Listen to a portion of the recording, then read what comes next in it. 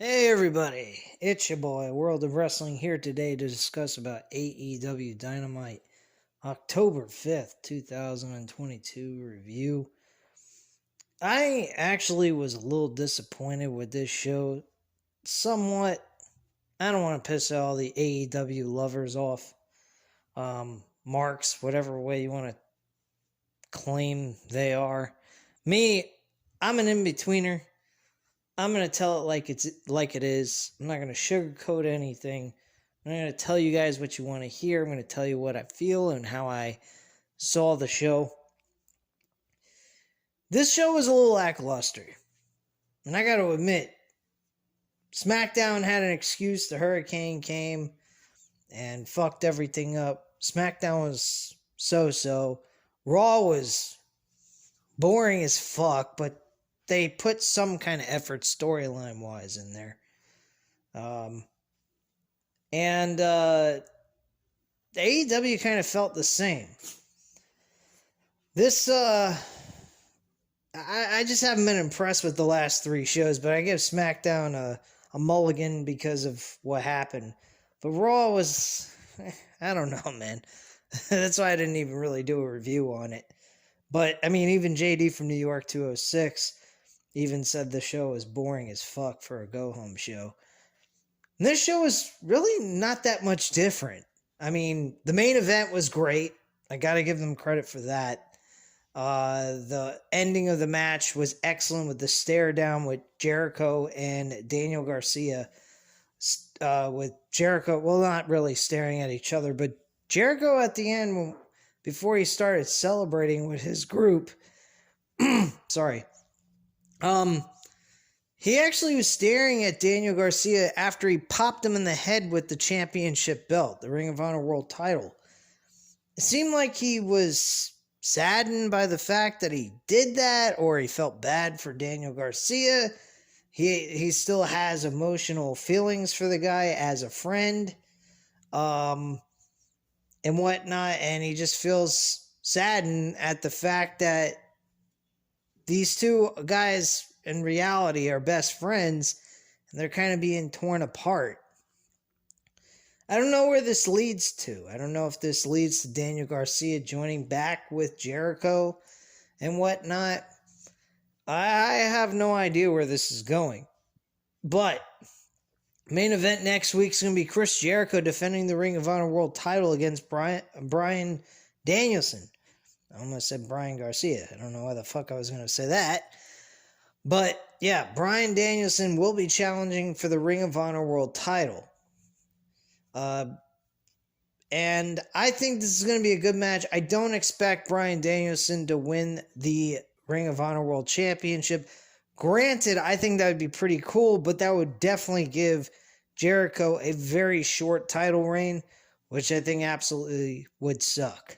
Because there's a good story being told by Chris Jericho here, and I think a lot of people are going to be excited at the end of all of this and where they're going with it. I think it also leads to a TV deal for Ring of Honor, hopefully. What else happened on the show? A one-off match with Brian Cage and Wardlow for the TNT title. I haven't seen that happen in a while, but kind of wish there was some kind of storyline being built for Wardlow for the match that he could have at Full Gear for his TNT championship. Not saying that Brian Cage should be that guy. Granted, I would have loved to see these two in a pay-per-view bout instead of just a one-off match. But with all being said, this matchup for the TNT championship was pretty darn good. I enjoyed it. Two big men, two big bulls going at it for a TNT world title or world championship, and I think they did a good job here. I think the match was very entertaining. I do believe, though, the guys that are with Brian Cage, they should have had an actual promo being done, where they're kind of introducing themselves, telling you who they are, what they do, shit like that. But unfortunately, none of that was actually taking place. Instead, they did a small vignette video about them, which didn't really give you much information of who the hell they are. If you never knew them at all, you don't know them now either. So, Brian Cage is about the only guy out of that group that I know. And Brian Cage did very well in this match. Given the fact that he had to take an L in this match, he still was very good in defeat. We also had MJF going up against not Darby Allin. What the fuck am I talking about? Against Wheeler Yuta. This match with Wheeler Yuta, it was okay for most part, but at the end it was getting a little ridiculous. Fucking rolling around doing 1-2, 1-2, and just doing a bunch of fucking spinning around like a ball on in the middle of the ring, and they're trying to do pinfall reversals with each other throughout like a minute doing this shit. I'm going, what the hell are they doing? This is making the match bad. It's retarded. This is childish. What the hell? What do they expect? Oh, I'm gonna get the 3 this time. Okay, let me do it again. Oh, I reverse it. Now I turn. Come on, man. What the fuck am I watching here? This is ridiculous. So, that portion of the match really sucked. Wheeler Yuta then eventually got put in an inverted armbar by MJF. Great job by MJF to get the W here. And I liked it for what it was. Wheeler Yuta was trying to go for a handshake with MJF. MJF was very hesitant to do it. He almost did until Lee Moriarty got involved. And he got mad at Stokely and Lee Moriarty for getting involved in all this. I don't understand this. So we eventually get these two men holding up Wheeler Yuta, and Stokely gives him the Dynamite diamond ring to put on so he could punch him in the face with it. And he seemed a little hesitant. I don't understand where the hesitation is coming from. I mean, this guy has no respect for anybody or anything. He's the future world champion. I mean, this is pretty much... the writing is on the wall, folks. He's going to become world champion at Full Gear. Or maybe even sooner, for all we know. On the October 18th episode. But yeah, I mean... come on. It's crazy. Anyway. Moving on. William Regal, by the way, he actually comes down to make the save for Wheeler Yuta. And he has the brass knucks on, ready to do the power of the punch. Kind of interesting there. He just kind of had a stare down. MJF walked out of the ring, and that was that. Okay, whatever. We also had Jay Lethal going up against Darby Allin in a pretty damn decent matchup. By the way, folks, am I blind? Am I watching a different show? Isn't this AEW? I felt like for the first 3 matches or so, I felt like I was watching a fucking Ring of Honor show. All they had to do is just change the fucking, initials on the show and change it from AEW to ROH, and we would have had Ring of Honor. This is fucking ridiculous. The stupid hands shaking shit. That's a Ring of Honor thing. This is AEW. We don't do that shit here. We have the match, we do it, we take care of it, we go to work, and we finish the job. And then we walk in the back. We don't do handshakes. Unless it was a really great match and both competitors came extremely close to winning and one of them had to suffer a loss, then we do a handshake. Ring of Honor did handshakes on every single match as a code of honor. There's no honor in AEW. It's every man for fuck himself and do whatever you gotta do to get the W. Which is why the story with Chris Jericho is so damn cool. Because he's trying to change the game of Ring of Honor to Ring of Jericho. And just pretty much cheating his way to victory every single time he has an opportunity to do so. So that's what his deal is, and that's why I like it. And that's why I think everybody else likes it as well. So kind of being the super villain of Ring of Honor at this point. Even though he's a very beloved wrestler, people still sing his song all the time. Not that they wouldn't. It's one of the greatest songs that Fozzy has ever made. I mean, before it became a thing, I was watching the fucking music video about 100 times. So, yeah. This song was pretty damn good. That's why people sing it all the time. Anyway. What else happened on this fucking show? Oh yeah, we had the women wrestle. See, Saraya, who is supposedly Britt Baker, spilled the beans saying that she can't wrestle right now. She's not cleared by the doctors to actually perform.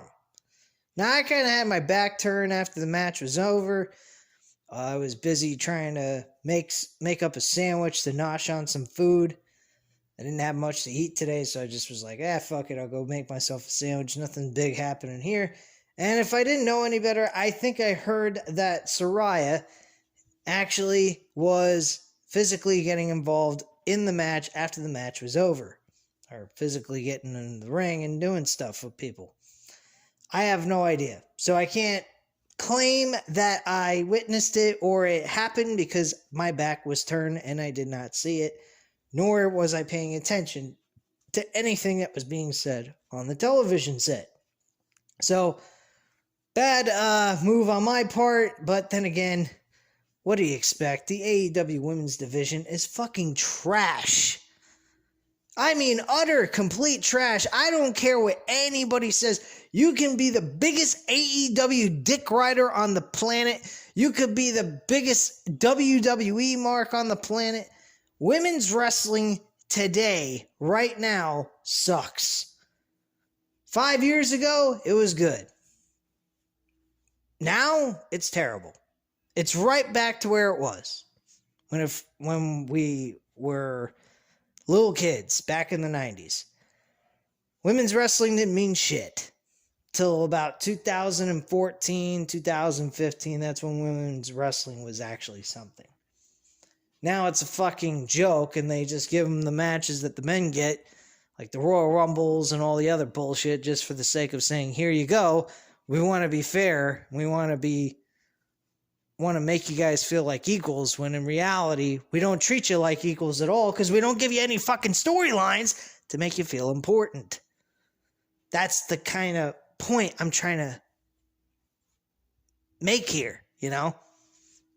The point is that these women are supposed to have a reason to be on the show, and they're having one-off matches with tag team wrestling. This is not Vince McMahon, folks. This is not a Vince McMahon show. This is a TK show, Tony Khan show. What the fuck you doing, Tony? Give these women a fucking story. Have a fucking competition over who's the number one contender for the women's title for Tony Storm. Don't just have fucking women's tag team wrestling. There's no tag team titles. Get over yourself. There's no fucking women's division, let alone tag team wrestling going on in the women's division. Are you fucking nuts, man? Get your shit straight. You want tag team titles? First focus on building a story out of the women's division to give us, the fans, a reason to get excited to see them perform on our fucking screens and in the middle of that ring. Because I'm not seeing it, man. I was fucking bored out of my mind. That's why I went to make a damn sandwich. I was so fucking bored of that shit. God almighty, man. What a fucking joke, man. That is one pathetic thing that's going on in AEW that's gotta stop. There's gotta be some kind of story for these women to go off of. Pick two women. Two fucking women. Go ahead, have a number one contenders tournament to crown a number one contender. Do it in less than, 2 weeks. Have like 8 women. That gives you 2 matches each. Or no, wait, I'm wrong. They're going to do 4 matches each. There you go. Do 2 of each in 2 weeks, and then do one of which, it'd take about 3 weeks. 3 weeks to do. You got plenty of time. November, I think it's 18th or 19th, whatever fucking date Full Gear is. Get that shit over with. And then build a story between the 2 women, between Toni Storm and the number 1 contender. Get something going here, man. But this shit with the fucking, oh my gosh, the tag team wrestling, we get all the girls together and have them wrestle. What the fuck? This isn't a fucking WWE Vince McMahon product. I thought this was Tony Khan, AEW. We were supposed to get an alternative to what we get with WWE. We're not getting it. At least with the women's wrestling, anyway. But still, tonight, I just didn't feel it. I didn't feel any excitement coming off of this. There was some things that were good and other things that I just didn't care. I really didn't. I just kind of zoned out. I was looking at my cell phone at times, trying to figure out what kind of lineup I should build for FanDuel for Week 5 in NFL football this week. I mean, I didn't give a shit. I really didn't. And it bothers me, man. I usually am hyped for wrestling. Lately, I have not been hyped for wrestling. As you guys notice, I've only done like 1 fucking video a week for Dynamite. Maybe 2 for SmackDown this past week. But, and then also I've been busy with work and with getting ready to move. But also, it has a lot to do with the fact I'm just not interested in fucking wrestling right now. And that pisses me off. Because I like wrestling.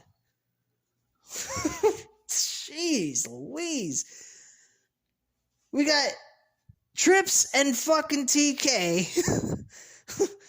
I mean, I'm going to give Trips a break. I really am. Because Triple H has got all kinds of shit happening. People are out of work from the fucking hurricane. But I saw a lot more people on this Dynamite show, and I got to admit, I was... Maybe I'm being a little too harsh. You know what? I'll take it all back. Maybe I'm being a little too harsh, and I'm being mean to Tony Khan here. But, man, these... outside of Chris Jericho, Bryan Danielson, and Daniel Garcia... and a little bit of MJF sprinkled in with Jon Moxley and Hangman Page. Tonight, this show really wasn't all that fucking intriguing to me at all. I really just did not care. Oh yeah, and Acclaim was fucking great too. They were fucking funny as shit. That I have got to go over with you guys in just a minute. But man, oh man, was that funny. Hangman Page and Rush had a very, very decent matchup. I have to say I was impressed by that. That was fun as shit. I thought they did an excellent job. Kudos to those guys. That's one thing I will say something positive on for this episode. Don't get me wrong, there was some good wrestling on this show, but there was also lackluster things that did not keep me interested in this episode. And this was the 3rd year anniversary of AEW. I don't know about you guys, but I felt like as if I was watching it from the Daily Place in Jacksonville, Florida, and the arena looked extremely small. If you go back and watch the very first AEW Dynamite episode, they were in a huge-ass arena in Washington, D.C., I wonder why that is the case. Why are they in a small-ass fucking arena 3 years past? They're 3 years into their existence, and they're in a smaller arena than compared to what they were 3 years ago when they were in a bigger arena in Washington, D.C. This does not make any fucking sense. Outside of somebody telling me, well, have you thought maybe the ticket sales are going down? Well, there's a video on JD's channel about that for the Sunday night off the script episode about news and rumors. I'm going to go ahead and check that out tomorrow, as well as watch the AEW Dynamite post show by JD and Jesse, which thank God Jesse is okay. If you guys follow along on JD's channel, he has a friend named Jesse from Chicago who does the week-to-week Dynamite reviews. And he was dealing with Crohn's disease. He had some surgery done, and I am very thankful he is okay. He is back on the show tonight. So I hope he is the same person he has been in the past and is fun and entertaining with JD, because those two guys together are a fucking riot. And they do some really good debates and whatnot, and I find it very entertaining. But anyway, getting back to this review, the Acclaim. Oh my goodness. Acclaim, they really did something on this show that was funny. It was silly, cheesy, but it was also fun. I will admit that. It was cheesy, it was weird, but it was fun. I really have to admit that. They got the fans involved a lot in this segment. They were acting as if they were in a church, and like every time after you're done with singing songs and stuff, the pastor will come out and say, go ahead and say hi to your neighbors, give them a hug, shake their hand, shit like that. Well, that's what they did here with the Scissor Me Daddy Ass segment. They were basically the National Scissor Me Day, and telling the fans to stand up and scissor the person next to you. That was fucking hilarious. That was funny as shit, man. Wow. That was funny. And then Swerve Strickland comes out. He's asking for a rematch and whatnot for him and Keith Lee. He believes that him and Keith Lee got screwed because of good old Billy Gunn, daddy ass. And in this segment, Swerve Strickland requests a match with Billy Gunn next week on Dynamite. This should be a very good match. I actually hope that this turns out to be okay. I've seen Billy Gunn wrestle. He's not bad still at his age. He's in great shape for his age too, man. I don't know how he's doing it. I hope he's not doing steroids anymore, because God knows at his age he could die from that shit. But I actually found this to be very entertaining.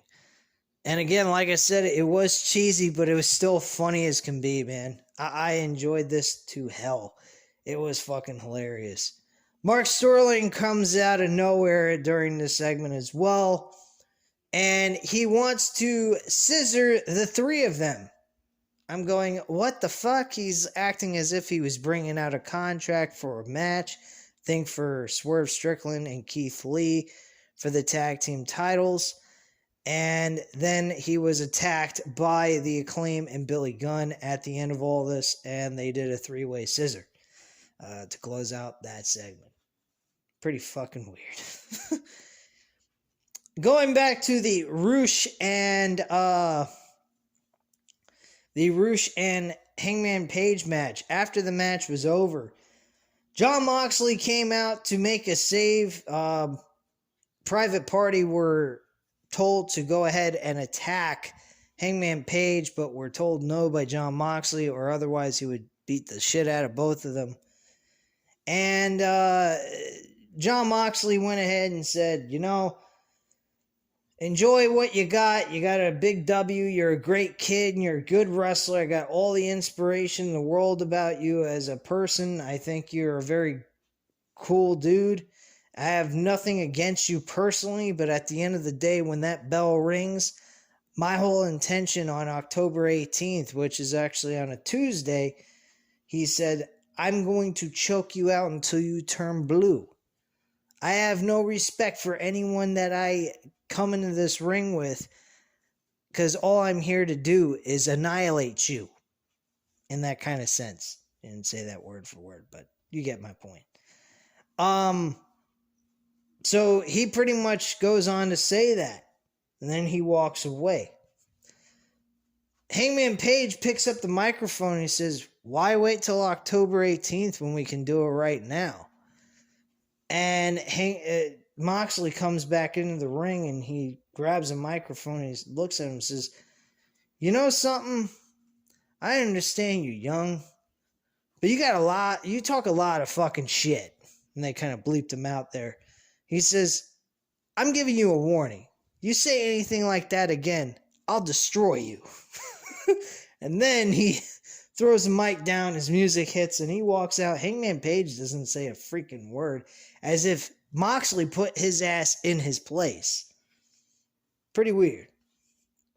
But we'll say that's pretty interesting. They also had MJF in the back looking at the monitor screen, smiling at this because he's extremely ecstatic about the fact that these two men are going to war and going to kill each other. Now, I don't know if that means we're going to see Moxley lose the title in his hometown to MJF before Full Gear. I don't know if that's what I would really want to see. Now, granted, it would give MJF a ton of fucking heat to cash in on Moxley in his hometown after he had a brutal match with Hangman Page, and then to ultimately lose the title to MJF, but that feels so like old school WWE type of bullshit that Vince McMahon used to produce. But I don't particularly care to see anymore. I'd rather see MJF win in a clean fashion and beat him at his own game to piss the fans off even more and still be a fucking prick all at the same time. So that's my viewpoint on that. Pretty much everything else. We had Luchasaurus on tonight. He faced Fidel del Sol, beat him in less than a minute. Jungle Boy went ahead and said that he attacked Luchasaurus and was going to annihilate him with a chair. And he said, you know something that's funny? You used to be my best friend, and you turning your back to stabbing me in the back, basically, is what I'm trying to say here. I haven't gotten much sleep either, guys. I have been falling asleep till like fucking 2:30 in the morning, and I had to wake up at 7:30 for work, and haven't been getting a lot of sleep, so kind of sound a little out of it. That's the reason why. But anyway, Jungle Boy says you turned your back on me, basically, for him, for Christian Cage, and he says, I want your ass. You name the place, the time, and we'll do it. You and me. So, Christian Cage says, you know what? I understand you would love to have this match in your hometown, wouldn't you, in Washington, D.C., wouldn't you? And the fans go, yeah, let's go, let's do the match. Da-da-da. He goes, well, guess what? The match ain't going to happen. At least I'm the most honest person here in this arena tonight. And, yeah, the match is not going to happen. But wait a second. It will happen next week on Dynamite in my hometown of Toronto, Canada, and we'll see you there. You and Luchasaurus will go at it. So we're going to see that match. I kind of feel that this could be built in a major storyline for a match between Luchasaurus and Jungle Boy for a pay-per-view. I think that kind of deserves that in a long-term building into November 18th or 19th, whenever it is. I think it's on the 19th. Full Gear happens on a Saturday. So personally, I kind of felt like they're selling this a little bit short. I don't believe Christian Cage will be ready by Full Gear to actually have a rematch and a legitimate match this time around against Jungle Boy. So I don't know why they wouldn't save it for Full Gear just to have a decent build going into that pay-per-view and have a match booked for that show. Just the way I feel about it, anyway. Anyway, guys, that is pretty much all that took place on this show. If you liked the video, go ahead and hit the like button, hit the subscribe button if you're not already subscribed to the channel. And as usual, go ahead, leave a comment down below, and I'll definitely get back to you on that. Thank you guys very much for watching, and have a great night, guys. Bye.